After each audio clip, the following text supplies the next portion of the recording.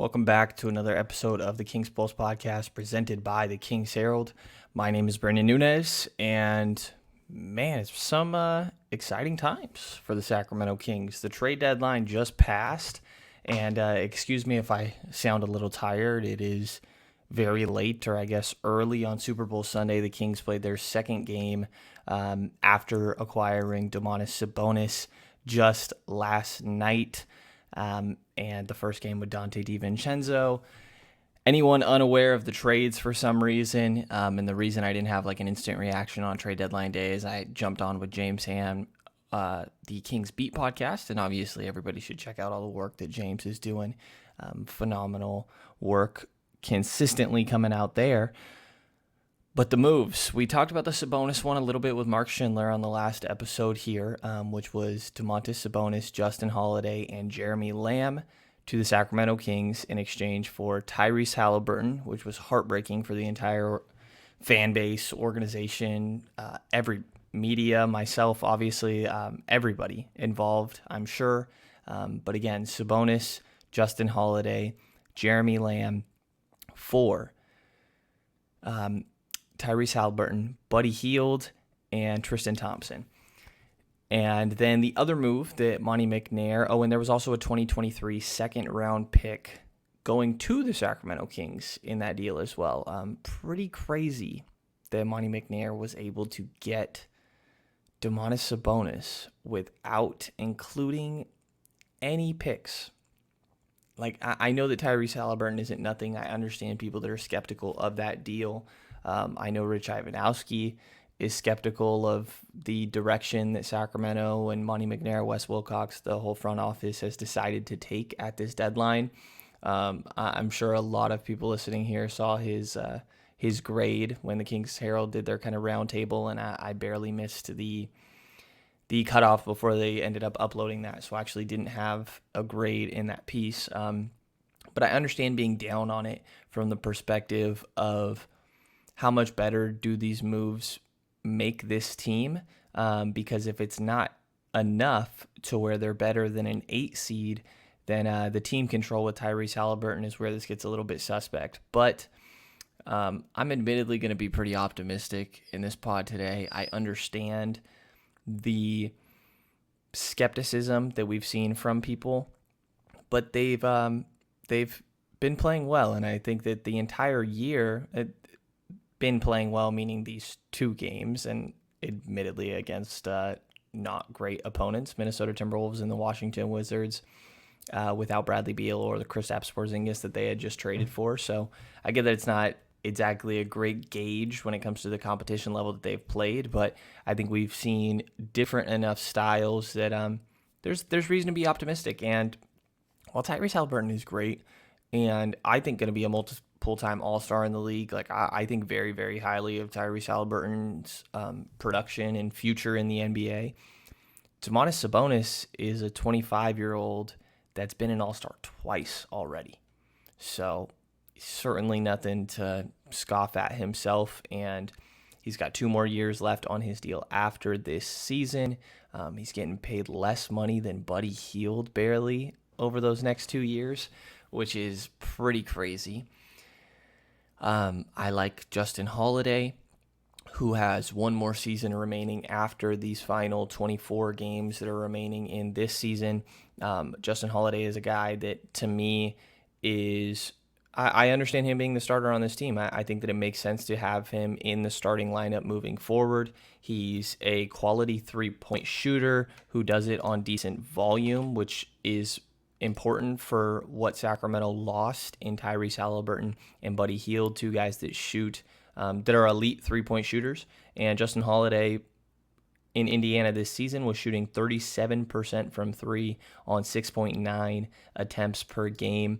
In these 2 games that he's played with the Kings, he did go 0 of 6 in that Minnesota game, and then in the game against Washington, he was actually 4 of 6 from 3. And he has this 2-man game with Sabonis. 24% of Sabonis's total assists this season, while with Indiana, were in connection with Justin Holiday.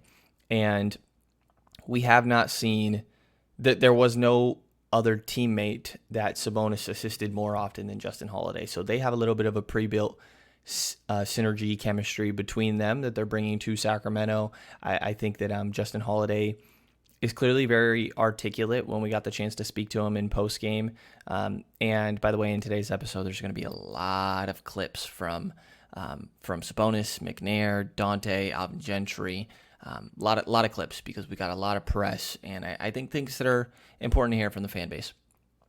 And kind of all over the place here. I have so many things that I want to talk about, and I know I'm not going to be able to fit them all into this episode. But I really like Justin Holiday. I think that he brings a lot on the defensive end of the floor. I think he's a smart player that, plays within himself, keeps the ball moving.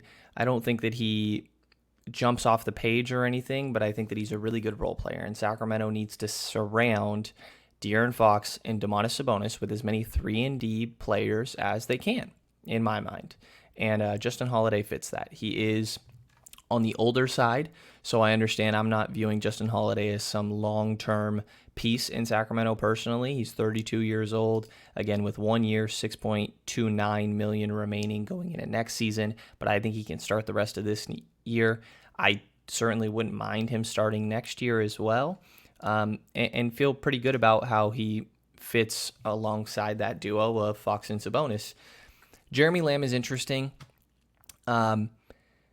Jeremy Lamb's dealt with a lot of injuries throughout his career, especially since he went to Indiana in 2019. And Jeremy Lamb is 29 years old. He's close to 30, 6'5".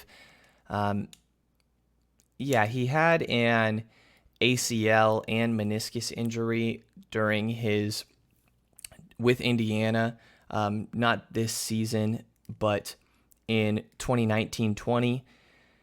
This was a game in Toronto. He got up off the floor and hit 2 free throws before going to the locker room, which just shows kind of his toughness and spirit. You know, I think of Kobe Bryant, obviously, Klay Thompson doing the same thing. I want to say I'm sure there's a couple others that I'm forgetting as well, but obviously shows his toughness. And I really think of Lamb, who's an expiring $10.5 million contract. I think there's a really good chance he's not on this team next year, but I think that he's a really solid Terrence Davis replacement for the rest of this season. Terrence Davis is out for the rest of the year because of the way that he landed in Boston, caused an issue with his hand. So he had surgery, and the timeline was 3 months, which is pretty much the rest of the season. They didn't officially rule him out for the rest of the season, but the timeline they gave, in all likelihood, the Sacramento Kings will be not playing into the second, third round of the playoffs. So I think of Jeremy Lamb as a guy that can give you nights of 15 points kind of here and there, and it'll be interesting to see what his role is. The other trade, obviously, that took place was Marvin Bagley getting sent to the Detroit Pistons in a 4-team deal where Sacramento is getting back Dante DiVincenzo, the guy that clearly Monte likes and had originally tried to sign and trade Bogdanovic for over a year ago at this point. So Bagley for Donte DiVincenzo, Trey Lyles, and Josh Jackson. I think we were all shocked that Marvin Bagley is able to get you that type of value, right? Like, we all, I guess I shouldn't speak for everyone. I was ready to move on from Bagley for a little while. Bagley made it clear he was ready to move on from Sacramento. And, as much as the additions are really important when it comes to what's going to be different for the Sacramento team moving forward, I think some of the subtractions are pretty notable too. As I don't like to, Buddy Hield and Marvin Bagley, two guys that made it clear they didn't want to be in Sacramento. I think we heard issues with communication all year long on the floor.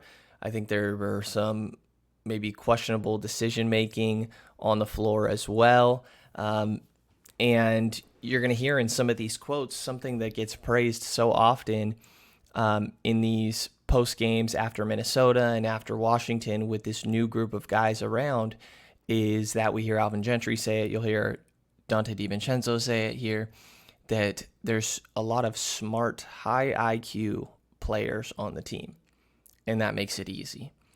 And that's so weird to hear. But Bagley and Buddy certainly didn't fit that description. They're not around anymore.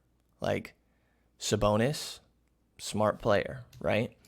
I think that Donte DiVincenzo fits that. I think Harkless is a smart basketball player. Obviously, Harrison Barnes fits the description, as does De'Aaron Fox. Chimezie Metu, I think, can be. I would say Richaun Holmes is definitely a smart basketball player. Davion Mitchell, definitely high basketball IQ. So there is really a lot of guys on this team with a high basketball IQ, which is so weird because just a week ago it was like the decision making was so suspect all the time with this team. Yeah, man, they played well in these two games. In this game against the Minnesota Timberwolves, they really started off slow in that first quarter, and you could tell that, I mean, Sabonis and the new guys, they didn't know they were going to play until 70 minutes before tip-off. They did not have a single practice with their new teammates. They did a walkthrough that morning, and that was it. But really no time to gel with their teammates out there, and it looked like in the first quarter it was kind of trying to run some sets, and there's a lot of guys standing on top of each other or poor spacing because they don't know exactly where they're supposed to be on the floor, which is just going to happen with a new team. And then once Alvin Gentry and kind of the guys look to go towards a little bit more pick and roll and just simplistic basketball rather than trying to run some sets or things like this. And I think as they started to get a feel for each other, you saw things start to click. And I mean, what says that more than scoring 42 points in the second quarter, right? And the Kings end up playing really, really well to close out that game and hold the Minnesota Timberwolves to 18 points in the fourth quarter, which is really impressive for a team that's also struggled defensively. This is a very, very different team, I think, is kind of the larger point here. Like we heard rebounding be an issue all year. We heard communication be an issue all year. At times, pace was questionable throughout this year. Sabonis said that he's never played on a team with this high of pace. And Gentry pointed out that, the way that Sabonis rebounds the ball and is able to outlet pass or dribble it up himself enables so much more pace in the offense. And we saw that consistently over these next two games. And, we'll have to see, and De'Aaron Fox acknowledged this himself, that after the Washington game, that we'll have to see how this team responds when they meet adversity, right? When some of these losses start to flow in. But they were down 13 points against the Wizards, and they ended up bouncing back and winning that game. They kept composed. And what did we hear all year long? That when the team got punched in the mouth, they weren't able to hit back. And they did that in both of these games. There were moments where they had fallen down by double digits in both of these games that since Sabonis has been added to the team, and they fought back, kept a strong mental, and were able to push through. So I think that that's very notable. I'm going to slow down with all my ranting of just my excitement and all these guys that are around. I'm going to get to DiVincenzo and Lyles and Jackson here in a moment, but I'm going to play some of the post-game clips that we got after that first Minnesota game that featured Domantas Sabonis' debut, where he had 22 points, 14 rebounds, and 5 assists, which, by the way, the crazy part is that's kind of a normal Sabonis game. Like, holy shit. Whoa. Justin Holiday, 6 points, 4 assists, 2 steals, 2 rebounds, only 2 of 11 from the field, 0 of 6 from 3, like I said. And then Jeremy Lamb in his debut as well, 31 minutes, 14 points, 5 assists, 6 rebounds, 2 blocks as well, 4 of 11 from the field and 3 of 8 from distance. A whole lot of passing going on this team. 5 assists from Sabonis, 4 from Justin Holiday, 3 from De'Aaron Fox, 3 from Harrison Barnes, 3 from Richaun Holmes, 7 from Davion Mitchell. We have 5 from Jeremy Lamb. Sabonis adds a different element, and that's exactly what Alvin Gentry said post-game against Minnesota after those three guys made their debut. Coach, how did Sabonis's dynamic passing kind of set the tone for everybody else on this team tonight, and I don't know, I guess motivate them to move the ball around in ways we haven't seen? Yeah, I think you're exactly right there. And I think what happens in those situations is that those kind of things become infectious, I think. And so what happens is that the next guy, as a matter of fact, during one time out, I said, I think we're overpassing. We're passing on shots. And I love the unselfishness, but we're passing on shots that we shouldn't normally pass on. But I think they also understand that now, when they make these great cuts, that you're probably going to end up with an easy basket on there. And I think what happens in those situations is guys are much more willing to cut. So, he adds a different element to our team that we hadn't had. Overpassing. I think Tyrese was the only guy all season long where we ever felt like he was overpassing. And now in the first game with this group, we hear Alvin Gentry talking about that, already new. And you can see it in these assists, the infectious passing that Alvin Gentry kind of talks about there. In that first game against Minnesota, they have 32 assists. Their season high is 33 this year. And then they follow it up with 27 assists against Washington. Before those two games in the Sabonis acquisition, they were averaging 23.3 assists per game. And now, including these last two victories, the Kings are 12-4 in games when they have 27 or more assists this season. That ball movement is going to be very interesting. I think that we saw Chimezie Metu benefit from it in both of these games. Metu is a very good cutter who, if Sabonis is hitting him going downhill towards the basket, it has clearly shown the ability to throw it down. Metu's interesting. Metu's interesting, but I think that the other aspect we've heard Gentry talk about in these last couple of days is that Sabonis makes not only the team better, but all of his teammates around him better. And for a team that already was performing underperforming based on the talent level that they had, adding a player who has the potential to do that and make these talents better than they are, rather than this starting point we're coming into right now of worse than they are, really, is where this margin of growth is really interesting to me. I'm going to play this clip here because of Sabonis, and there's also Justin Holiday and Jeremy Lamb sitting alongside him as well. By the way, anybody that's listening in podcast form, the Kings Pulse podcast is also in video form on YouTube, and it has been for the last couple episodes now, maybe even 10 or so episodes. But you can always see these episodes on YouTube, and when I play the audio clips, you'll see the guys talking, and it's very relevant in this next one when you can see Sabonis with a huge smile on his face, talking about how he's happy to be in Sacramento and find a home. And it's notable because, he mentioned he was traded on draft night, and I think this is the first team, the Sacramento Kings, that is trading for this version of Sabonis. They know what they're expecting. When OKC traded for him on draft night, obviously they didn't know what they were getting. When Indiana traded for Domantas Sabonis, they were just taking a flyer on a young guy to see what he could potentially become because they were trading away Paul George and kind of trying to reset. This is the first time where it's like, Sabonis is established. We know what Domantas Sabonis is, and that is who we want. Not, give us the guy with potential. Oh, this is what he turned out to be.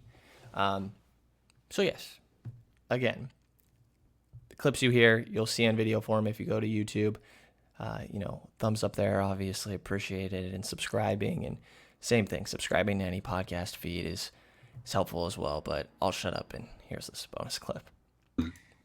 Since the second I made it to the NBA, I figured out the hard way as a business that I got traded on draft night. Then a year later, got traded again, and just trying to find a home, where I'm loved. I want to come out and compete every day, and I feel like I found it here. I love it here, and I just want to keep playing and getting wins.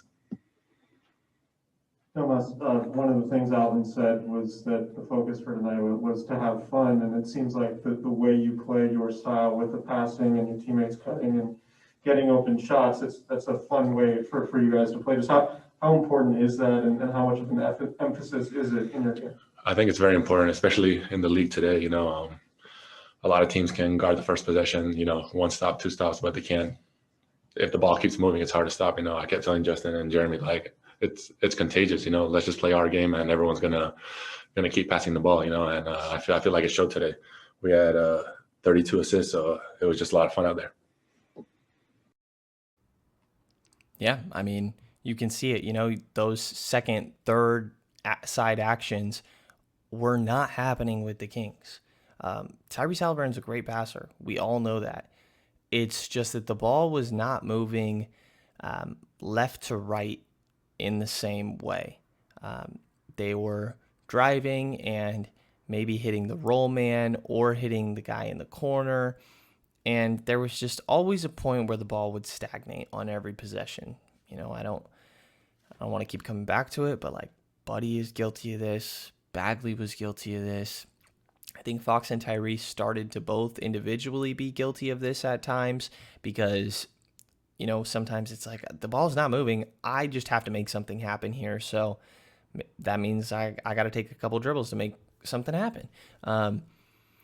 So not that those two latter guys, Fox, Tyrese, can't be a part of this great passing system, as we're clearly seeing with De'Aaron Fox in these two games. But there's just this whole ball movement among all of the players on this roster that we're seeing that is really different. And I think that the hub is obviously Domantas Sabonis and what he supplies in the short roll, these dribble handoffs. The ball doesn't get stuck.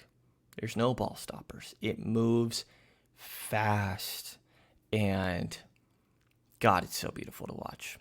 I love it. I'm loving it out there. The beginning of the Wizards, it got a little stagnant. I think it's the minutes without Sabonis, and especially without Sabonis or Fox, are still going to take a little bit of getting used to.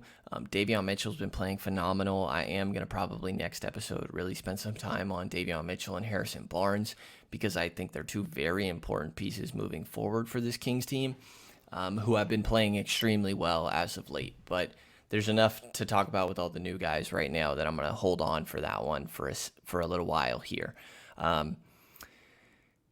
So we heard those things about the guys from Indiana. I want to touch on the three players that were acquired in the Bagley deal, starting with Dante Thi Vincenzo, who is just turned 25 years old. The Big Ragu is a absolutely phenomenal nickname, by the way.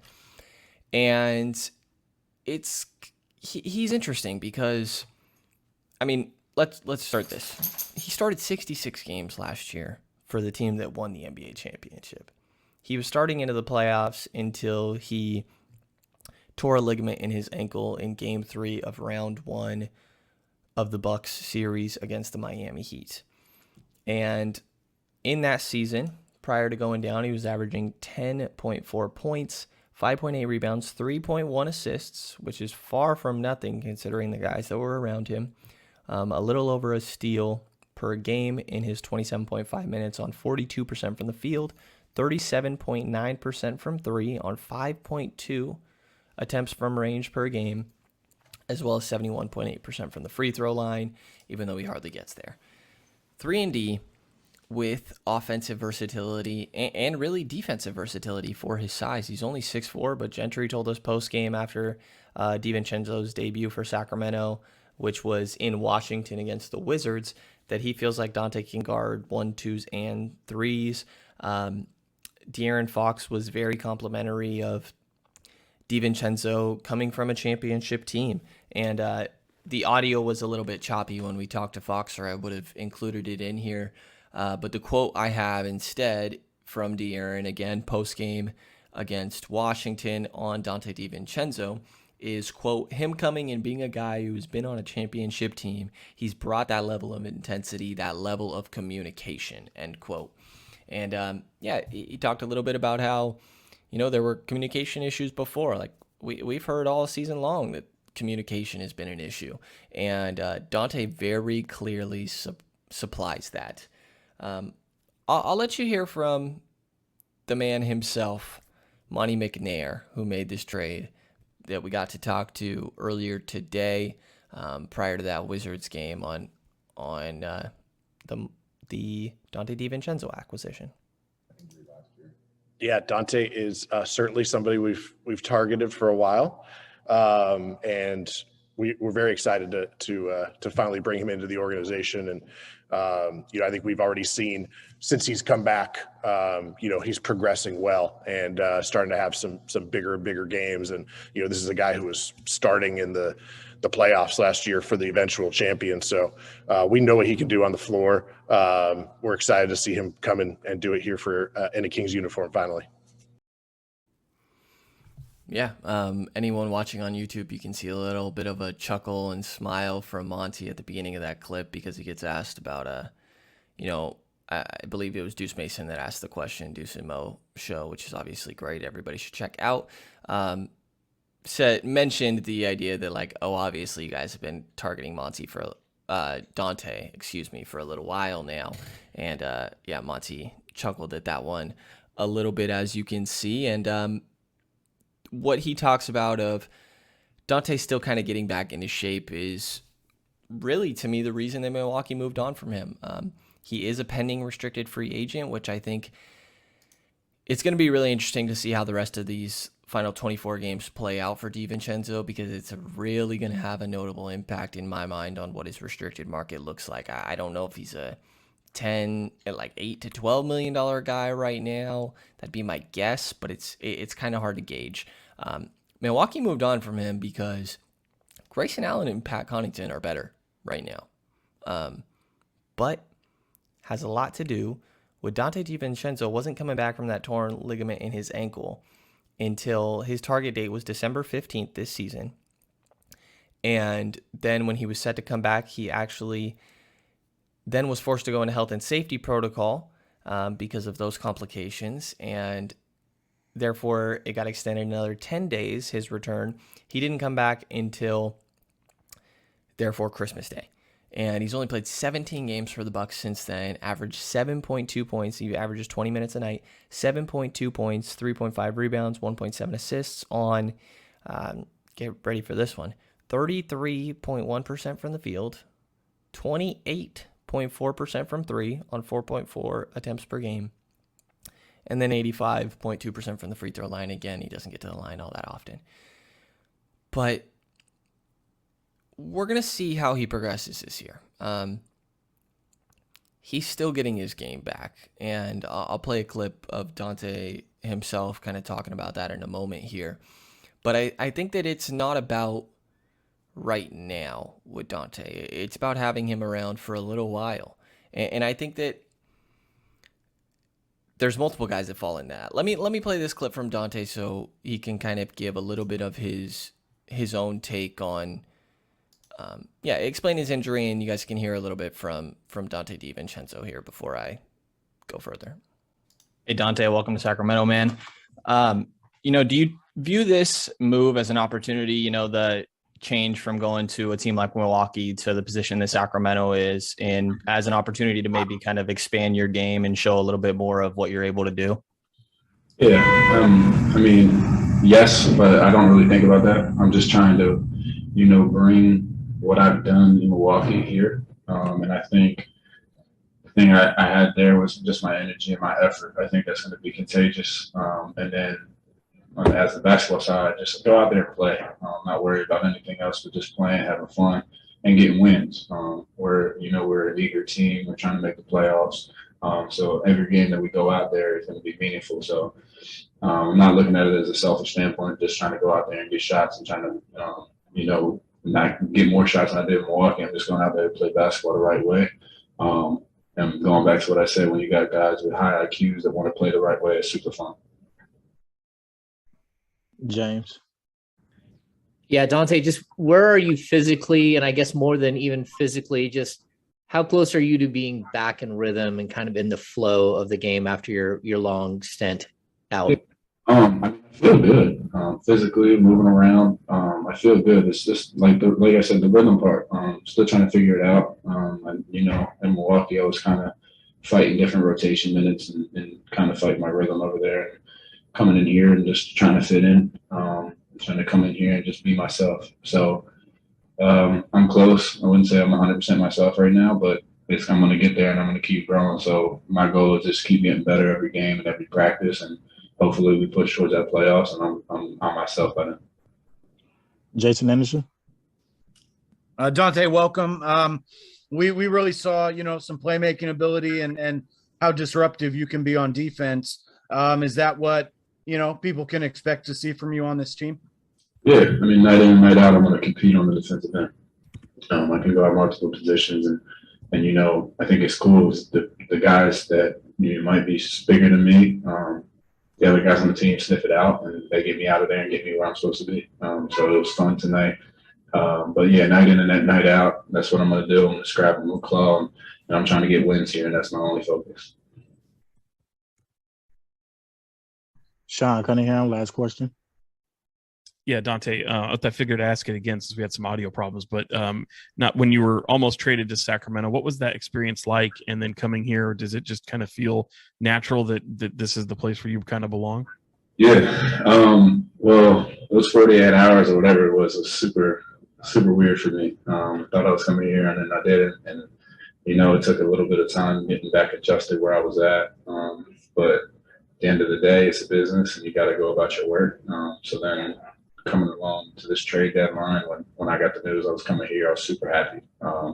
Like I said, it was meant to be. And that mutual respect and that, you know, wanting to be here and them wanting me here, it's a super good feeling, and it makes you want to go out and play as hard as you can for not only the team, but also the organization. What's with all these dudes that want to play in Sacramento? Like, I don't know. I mean, I can understand the logic. I'm not saying they're crazy for it. It's just different. Yeah, and maybe there's an aspect of, you just got traded here. What else are you supposed to say?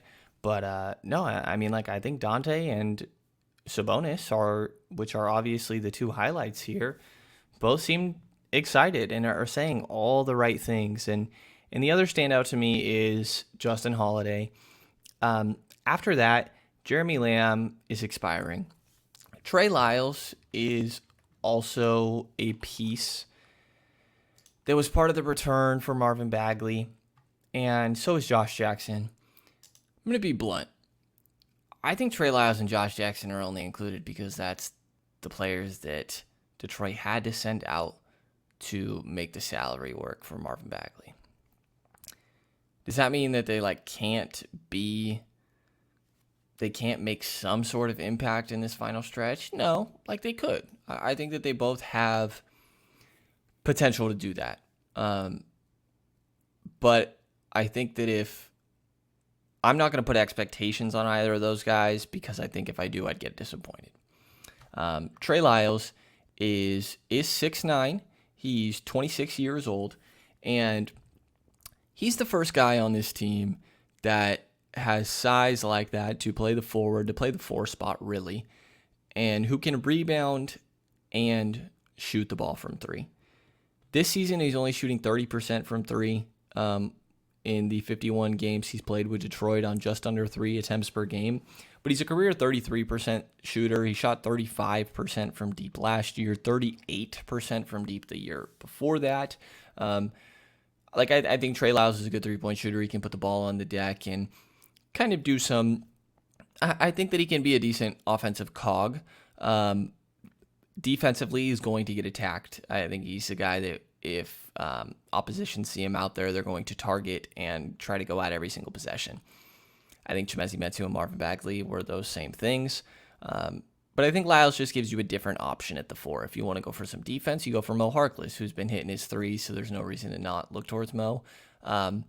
As long as Mo is hitting at a decent rate, that's the forward aside from Harrison that I really like on this team. Chimezie Metu has been hitting his shots and cutting well, and obviously he's a good rebounder. It's his shot that sometimes disappears here and there. So maybe Trey Lyles gets an opportunity because they've struggled to figure out who their 4 is on this roster all season long, and I still don't know that they have an answer unless they're moving Harrison Barnes down there and willing to go a little bit more small ball. So we'll see. But again, Trey Lyles, he has $2.6 million team option going into next year. So if he can show a little bit of something, like it's a very friendly deal. But I mean, I don't think Trey Lyles was fought over in this deal, for example. And then Josh Jackson is the other one as well, who don't really care for. It's great to have a 6'8" wing with an impressive wingspan as well, who's 25 years old, right? He was 25. His 25th birthday was on the day that he was traded to the Sacramento Kings. But what does he do? Like, exactly? I don't really know. Monte talked about him being like a versatile defender, right? Who's athletic and has had games of putting it together. And he's right. He's also not going to go out there and say, oh, Josh Jackson was the $5 million salary that Detroit had to send out in a deal. You know what I mean? So, but JJ scored 20 or more points 10 different times last year, including 31 points once. I don't know. The team needs wings, but maybe. But in that first game that both Trey Lyles and Josh Jackson will remember, the Sacramento Kings, when they were playing in Washington, neither Trey Lyles or Josh Jackson played. Not really expecting them to be honest. I'm a little sad that like those guys coming in meant that both Woodard and Ramsey had to go in order to clear roster spots. I would have rather kept JR. I said it the other day on James Ham podcast as well. But that's not the way it works. They had to bring in 3 guys and had to clear the spots in order to bring in those guys to make the matching salary and ultimately acquire what is the like grand prize, I guess you could say, in sending Bagley out, which is Dante. And now that I've kind of gone through Lyles and Josh Jackson just to check those boxes, and I think Jeremy Lamb as well, but I think that Lamb's expiring. He can fill the role of Terrence Davis for the rest of the season until TD's ready to go back next year. So now that all that's passed, I think that we can talk about how the team gets better right now, but I think that this is far from the end. I think that they absolutely are chasing the play-in. I think that they should. With considering the moves that they made, I understand the argument if somebody thought they should have been chasing a top 5 pick. But I think it's clear that ownership was not going to allow that. Playoff mandate, right? I've heard the wording so much. There's a playoff mandate in Sacramento. Monte McNair made it clear at his presser today that like our goal is the playoffs. He was very blunt in saying that. So the thing is, they're better right now for reasons that I pointed out. The ball movement, the rebounding, I think having high IQ basketball players, good communicators, and they got rid of the guys that were hurting the locker room, hurting the communication, hurting the on-floor chemistry, which is both of those very big aspects. But Domantas Sabonis has 2 years after this. I think Justin Holiday has 1 year remaining, and Dante Thi Vincenzo is going into restricted free agency where they should be able to keep him around. Sacramento, I don't want to throw out an exact number until I do the math tomorrow on this, but I believe that they're able to make an okay amount of cap space going into this offseason, a decent amount. Again, I don't have the exact number, so I don't want to throw it out and be wrong there at the moment. But they also have every single one of their first-round picks. And they still have Rashawn Holmes, who, by the way, I should point out, I'm going to make sure I find this here because I don't want to get it wrong. We've seen Rashawn Holmes really struggling throughout this season, and especially recently. And I admittedly thought that it had something to do with the trade. all the trade talk that was revolving around him, and maybe it did. I'm not trying to say that it for sure did not, but Dr. Holmes's mother put out something on Twitter last night after the Washington game. Somebody said that Rashawn Holmes is not right at the moment. And her response here, it actually got deleted. So got me thinking that I shouldn't share this. Holmes had a family, had something going on in his personal life that I think has been, I'm hesitant because she deleted this and I don't know how much I should share. If she deleted it, she probably doesn't want this to be all too much public information, I guess. Holmes has some personal things going on that I think could be affecting what's going on right now. Point being, Monte McNair still has assets to make more moves to add to this roster in the offseason and years following. If, for example, Donovan Mitchell were to become available because he's doesn't want to stick around Rudy Gobert. And again, I'm just kind of throwing out hypotheticals, but you never know. James Harden just asked out after like half a season, right? If Donovan Mitchell were to become available, if Jaylen Brown were to become available, if John Collins were available again this offseason, Monte McNair has these decent salaries of Harrison Barnes and Rashawn Holmes that are also good value deals, and every single one of his first-round picks to still go make moves. And it was refreshing to hear Monte talk about, yes, playoffs are the goal, but we're not being short-sighted with this. And here is General Manager Monte McNair talking about that right after the trade deadline to us at the media. This move is not just about now; it's about now and the future.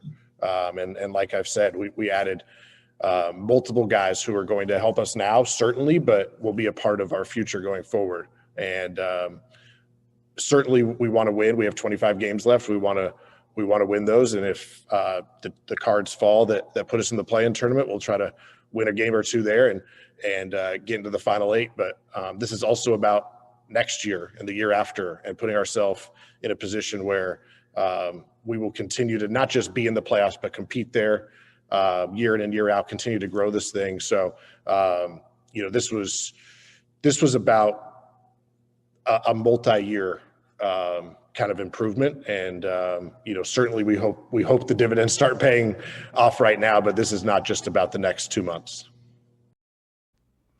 Yeah. I'm not going to spend too much more time on this episode, I don't think.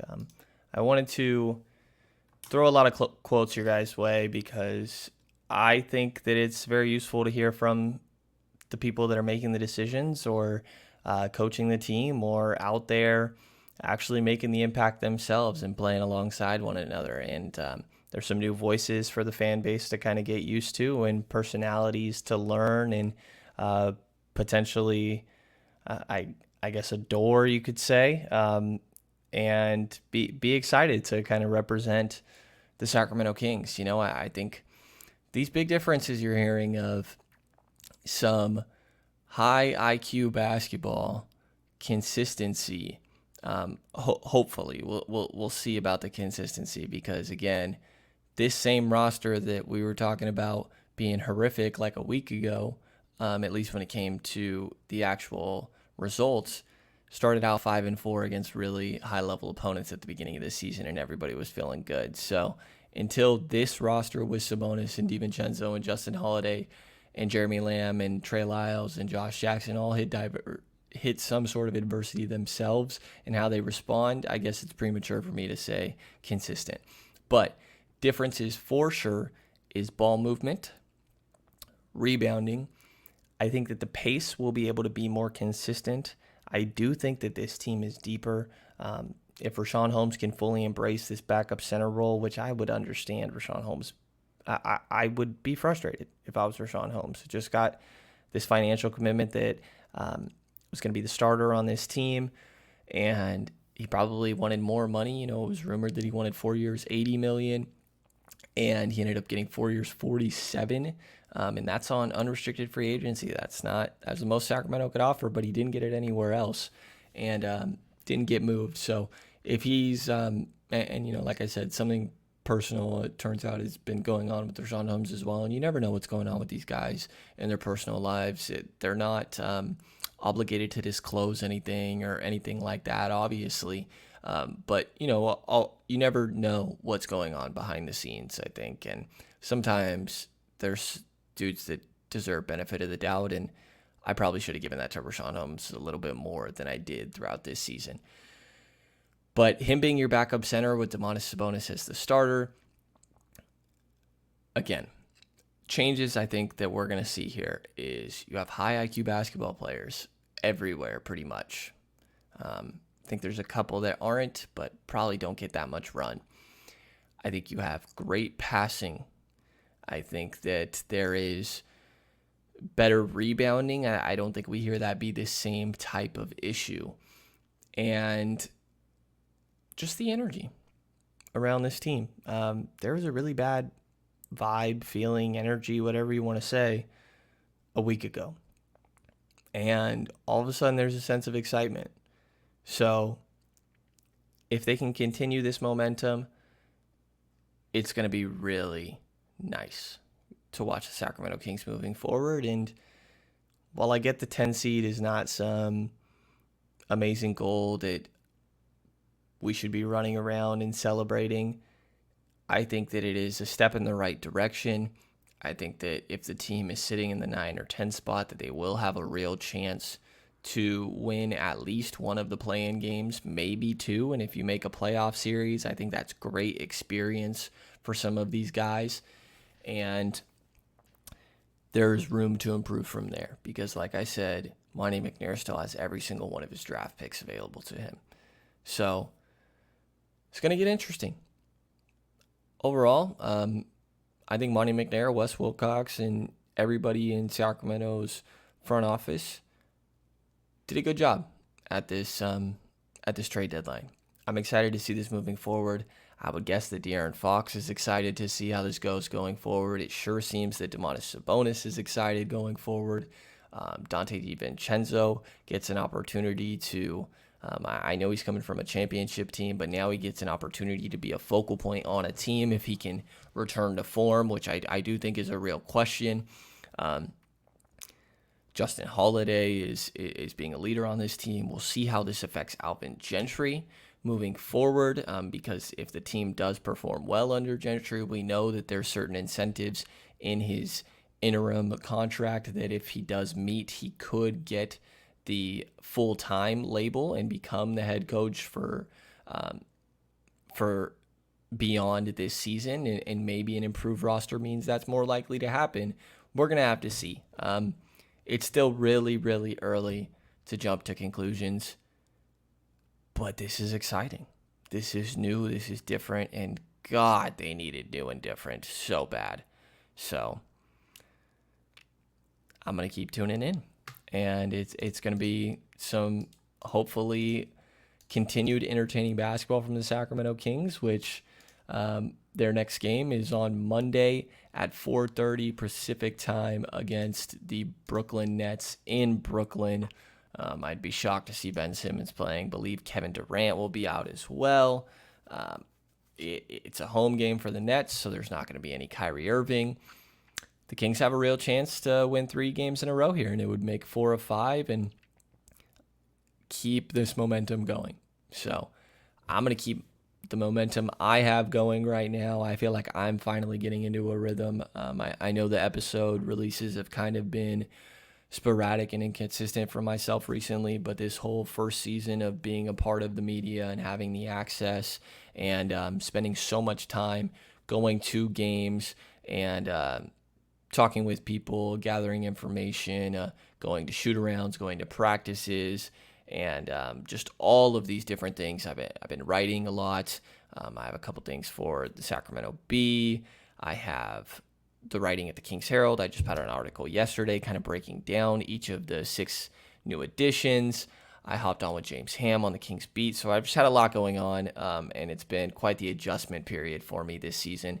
But I finally feel like I'm kind of hitting a rhythm. So to stay on top of all the new things I'm putting out here, definitely subscribe to the Kings Pulse podcast on any podcast listening platform that you happen to be tuning in on. If you're watching on YouTube, which I do recommend, because especially when there's clips like this in these episodes, because it's great to see the facial reactions of some of these guys. And I think Monte and Dante Thi Vincenzo were two notable ones in this, to kind of see their little chuckles in reactions to the trade that could have been for Dante Thi Vincenzo over a year and a half ago.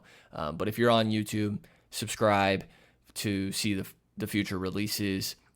Might end up doing other type of video content in the future as well, and thumbs up are always appreciated as well. Definitely check out all the great work that's going on at the Kings Herald from myself and all the other guys and gals there, of course, getting put up all the time. And take a look at their Patreon to support local independent Kings coverage. And if you enjoyed this episode of the Kings Pulse podcast, please subscribe, rate, and review. You'll hear from me again in the next couple of days.